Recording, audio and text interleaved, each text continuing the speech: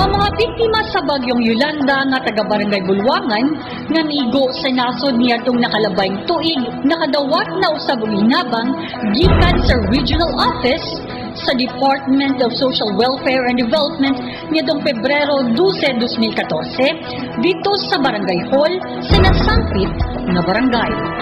Nikabat sa 138 kataga Barangay Bulwangan ang naapektuhan sa makusog ng bagyong Yolanda kansang mga Pinoy-anan o kabtangan ang nahiagom sa hingpit o kaha partial nga pagkaguba.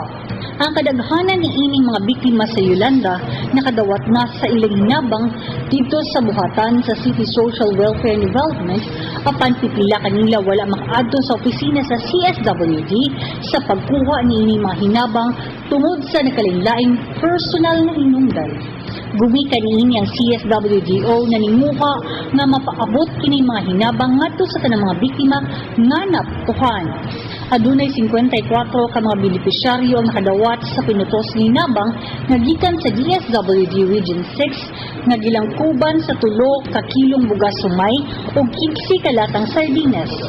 Personal gitunol ni punong Barangay Helen Yopano ang mga hinabang dito sa Barangay Hall uban usab nila ni Social Welfare Officer Vicky Boteros, Social Welfare Assistant Fres Layumas ug Nutrition Officer Ana Marie Portuguez. Dako ang pasalamat sa mga nakadawat sa mga hinabang kinsa wala na maghandom na makadawat niini tungod sa gidugayon nga panahon nga miigo kanila ang paong katalagman. Kung kahinumduman, susamang mga hinabang gipanghatag sa mga biktima sa bagyong Yolanda sa mga barangay sa poblasyon ug silingang barangay nitong Enero 29, 2023 dito sa buhatan sa City Social Welfare and Development.